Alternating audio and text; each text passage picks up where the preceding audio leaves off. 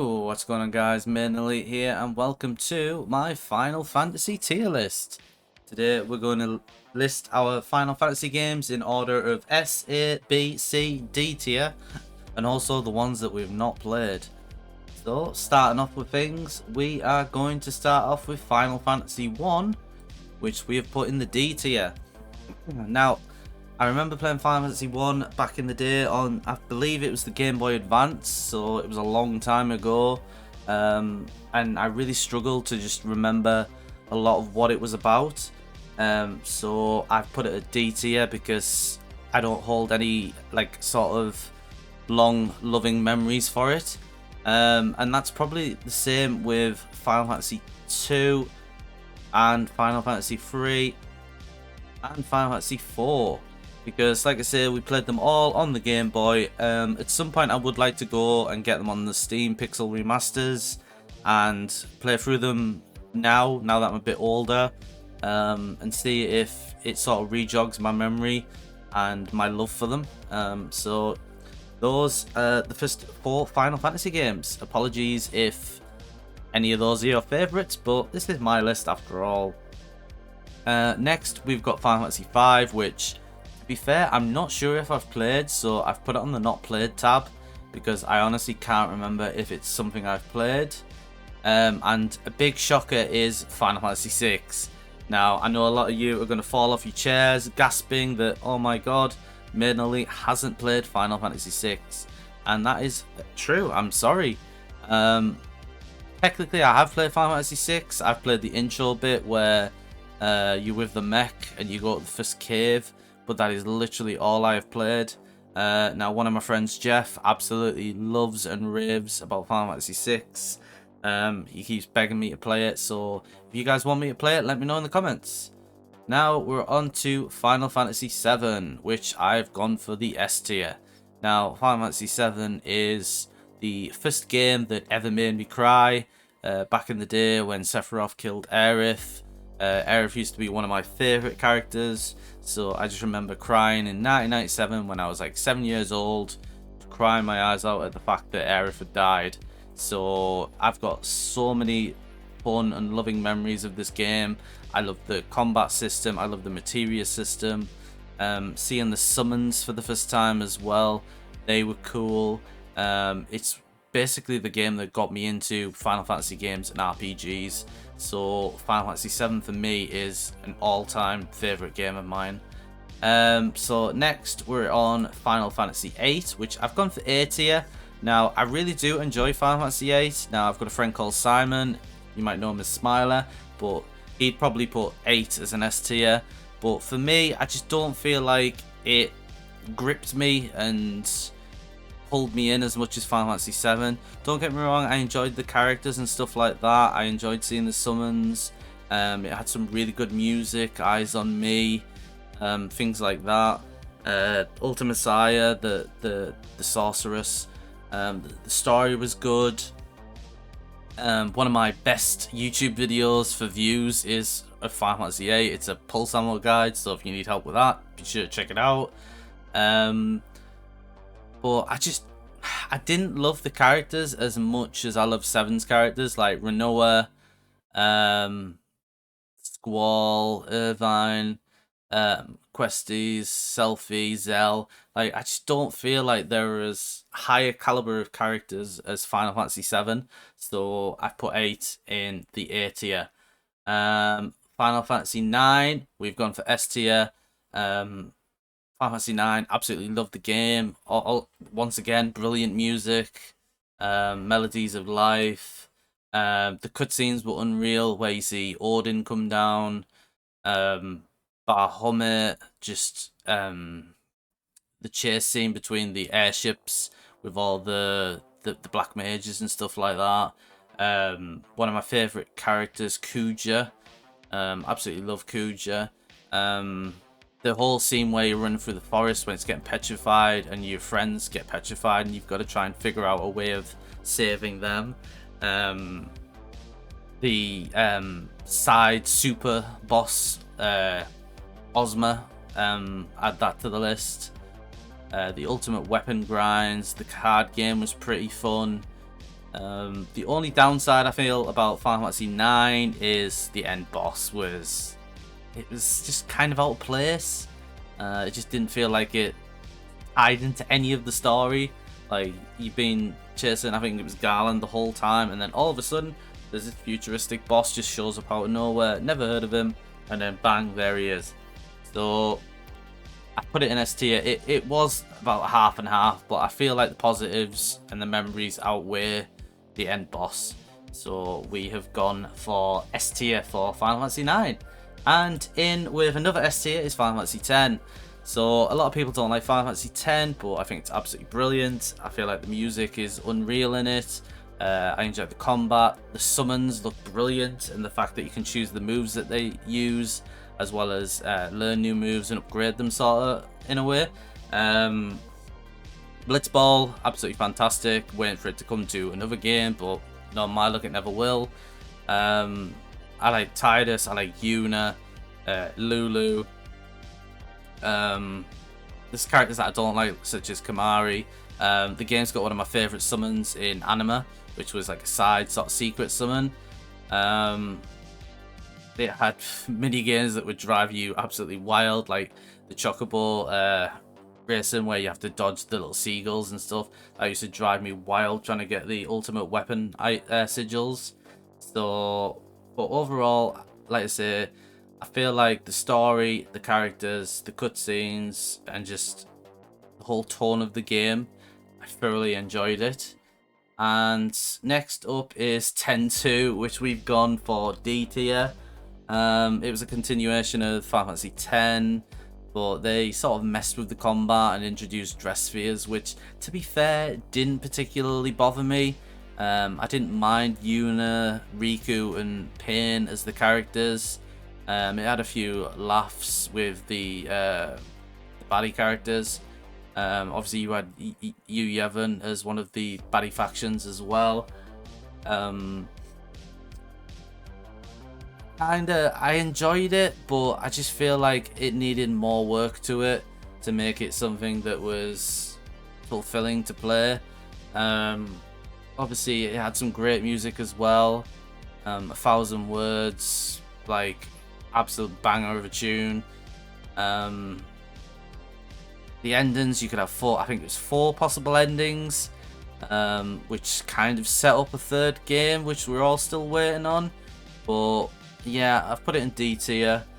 So Final Fantasy 11. Now Jeff is going to kill me for putting it in the C section. I'm pretty certain he would have it up in S tier, but unlucky Jeff, it's my Paul. I played Final Fantasy 11 back when it came out on the 360, and I didn't have a clue what it was. I'd never played an MMO before. I chose my server because I went for the summon that I love, which was Bahamut. It just so happened to turn out it was a Japanese server, so I didn't put much time into the game. There was a lot of Japanese people that spoke English that were willing to help me out and show me the quests and stuff like that, but obviously I had paid subscription as well, so I didn't really put much time into it. I believe you can get like a collector's edition now of all the content for it, so at some point I might jump back into it on PC and experiment with how I feel about it. Next up is Final Fantasy 12. We've also put that in the C category. Don't get me wrong, the gameplay was mediocre, I thought. I know a lot of people love Final Fantasy 12, but it just wasn't for me. I couldn't get past Vaan, the main character. I absolutely hated his look, his design, his whole sort of persona, the way he acted. I loved Ash. I thought Ash was a fantastic character. The cutscenes were good. I liked the baddies like Balthier, Gabranth. Gabranth is an absolute badass of a baddie. I loved his armor, the judges. I like the way they didn't include summons, but kept them in the game as airships. So that was a nice little nod to the summons in previous games. I thought some of the fights in the game were pretty fun, especially like things against like Tyrant, the dragon, and stuff like that. So yeah, we've put it in the C category. Now we're getting on to the 13 series. So we have put Final Fantasy 13 in at B. I know a lot of people hated on it when it came out, but I personally enjoyed it. I didn't mind Lightning as a character. Like, yeah, everyone was like, oh, she's just a female Cloud clone, blah blah blah. But I like the fact she had a decent weapons. Her attire looks pretty decent. 13 in general was a good game. The way they tied the summons into it, being connected to the l'Cie, fal'Cie, and all that shebang. I loved that Lightning got Odin, because Odin was one of my favourites. Small nitpicks that it was linear. I hated the fact that the game was linear. Yes, it opened up into areas where you could do hunts and stuff like that, which gave you some sort of exploration, but I feel like it had a lot of potential that wasn't like lived up. Like, there's parts of the game where you're on Cid's airship and you go past like massive l'Cie, like crystal type creatures, and they were supposed to be like tied in as extra story, but they didn't bother. So yeah, super disappointing. Obviously it had the Leona Lewis My Hands music song to it, which was pretty decent. The ending was quite emotional. The combat was pretty fun, so we've decided to put it on the B tier. 13-2 was the next up game for the 13 series. I ummed and ahed about putting that in the C category because I didn't enjoy it as much as 13, but don't think I enjoyed it less than what I did 12 and 11. So it would have been half and half B, half C. I wasn't a massive fan of the protagonists. The story wasn't too bad. The whole Caius trying to protect the person he loved. I thought the fight scenes were pretty decent. I hated the whole going to the same areas just in different time zones. I thought that was pretty repetitive. So yeah. Next up is the Lightning Returns game, which I absolutely love. I own the strategy guide for it. 100%ed it on Xbox 360, I think it was, Xbox 360, Xbox One maybe.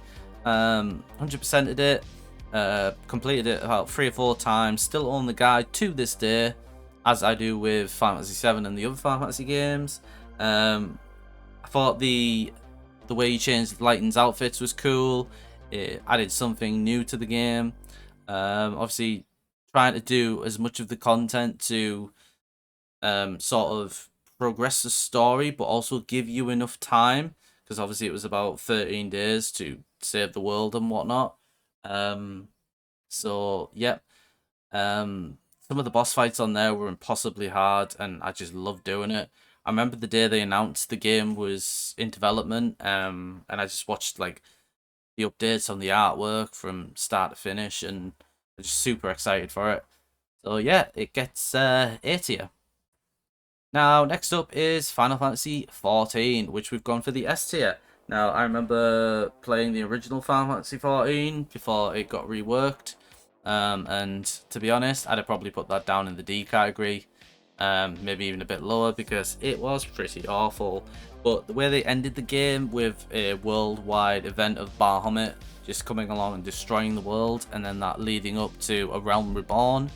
I have played through Stormblood, Heaven's Ward, Shadowbringers, and Endwalker, so I'm up to date on content, expansion wise, and thoroughly loved it. I main a summoner, used to main a white mage and a sage, but we are now summoners for life. Played through with friends, Smiler, Jeff, played Paladin and Reaper, also Dragoon, and what's the guy with the Gunblade? So yeah, like I say, thoroughly enjoyed it. It's up there at S tier. I recommend anybody that doesn't mind paying a subscription plays it, because it's an unreal game. Next up is Final Fantasy 15, which we put in B tier. I remember when it first got announced as 13 Versus. It looked like a sort of Mafia Italiano sort of game. I remember talking back in comprehensive school with Jason, a friend. We used to talk about it every day, like couldn't wait for it. And then it got cancelled and turned into Final Fantasy 15. Now, Final Fantasy 15 isn't too bad of a game. Once again, it felt very, very linear, which I'm not a fan of in Final Fantasy games. I do hate it because I like to explore. I like the old games where you can get an airship and go discover things. The summon fights and the summon scenes were incredible on an absolute massive scale. So I enjoyed them. I hated the fact that the female wasn't a playable character and she wasn't in your party, so it was basically just a full male posse. We did play the bonus DLC and the episode Arden, which was pretty decent, to be fair.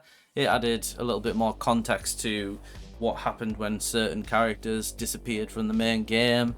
The combat wasn't too bad. It was sort of evolved from Final Fantasy 13, but I still love turn-based combat.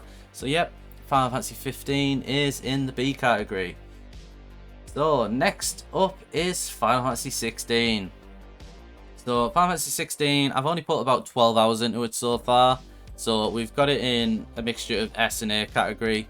The combat's super fun. It gets a little repetitive, just like bashing the same button to do combos and stuff. But the story's absolutely fantastic so far. The difference between the summon fights, where you can be fighting Garuda one way and then you'd be fighting Shiva a different way, Odin another way. The fights all vary to highlight different sort of characteristics of those summons. So obviously with Phoenix it was more of a shooter sort of fight, whereas with Garuda it was much more like melee, sort of just in your face battle to the death. It feels very Game of Thrones like in the tone and story so far. The characters aren't too bad. I don't mind Clive Rossfield. He's a likable character. It's got some wacky characters like Benedicta. Cid's a pretty cool character in there. But like I said, we're only 15-20 hours into it right now, so we can't exactly say it's going to warrant an S tier. So we're going to put it in half and half. Next up is Crisis Core. Now, I remember when Crisis Core came out on the Jeff's Gonna Kill Me, the PSP or the Vita, whichever one. Both of them were awful. Don't care what anyone says. I couldn't warrant paying the money to go buy one just to play that game. So I ended up buying the strategy guide and just reading through the strategy guide. It was at a time where like Twitch and stuff wasn't massive, so couldn't really watch people play through it on there. So I literally just basically read the strategy guide and learned about Zack, the character. And then, like I said, not so long ago, played the Crisis Core Reunion game and absolutely loved it. It was a brilliant game. Thoroughly loved it start to finish. Gave me massive appreciation to Zack as a character, his relationship with Aerith. Taught me more about Sephiroth's backstory, as well as Angeal and Genesis. The cutscenes in the game were fantastic. Obviously, you have that amazing fight scene on the Junon Cannon, which I still go back and watch to this day. So yeah, S tier. Now we've got World of Final Fantasy, which was in tier C for me. It's kind of like a Pokemon game where you can summon different creatures and they all have different attacks. Like you can get a little mini Ramu and Ifrit and Shiva, and obviously they all do their elements. And then you can combine like a large creature on the bottom and then sit two smaller creatures on top. So yeah, the story wasn't too bad. It was nothing great. It killed like 35 hours, but it was a decent play, fun to play. So yeah, that's on my C tier. Next up is Dirge of Cerberus. Off the PlayStation 2, it hits my S tier category. Probably one of my all-time favorite games. It was more of like a first-person shooter, action shooter. Anybody that hasn't played it, I recommend you go and just watch a YouTube video of all the cutscenes. It ties in with Final Fantasy 7, also 7 Remake and Rebirth. It's got characters featured in the 7 Remake from the DLC, the Yuffie DLC. So definitely worth watching if you want to know, like, whoa, where have these characters come from? Who are these guys? Also, was basically a game about Vincent Valentine, who is one of my favorite characters. He's absolutely kick-ass. He looks cool. Sounds cool. Also introduced me to an amazing band called Gact from their 2 songs that are in the game, Longing and Redemption. Unreal group. Lots of cool songs. Also had lots of cool cutscenes where it featured Cloud, Barret, Tifa, Red 13 all fighting. So it had Vincent transform into, I think it was a mega weapon. So that was pretty awesome as well. So yeah, if you haven't played it, go watch the cutscenes. You'll enjoy it. And last up is Crystal Chronicles. I remember playing this with a friend from school. I want to say we were either in primary or secondary school. My friend Lee had it on GameCube. We played it in co-op. It wasn't too bad of a game, to be fair. It was quite simple, quite enjoyable. You could choose what class you played as, and you had to carry like a chalice around, which was like sort of a safe area, which become a little bit tedious along the line. It has just had a remake not so long ago for PlayStation. I was going to pick it up the other week when it was on offer for like 10 quid and maybe do a playthrough of it. So if you'd like to see that, let me know. Would be nice to revisit it since I haven't played it in what feels like 15-20 years. So yeah, guys, that's my tier list. Let me know which ones you agree with, which ones you disagree with down in the comments. That should be very, very spicy. Let me know if you want me to play Final Fantasy VI or any of the games you want me to go back and revisit, maybe do a playthrough or a live stream of. And like I said, let me know what your ultimate Final Fantasy game is. I've been Main Elite, and this has been my top tier guide. Bye!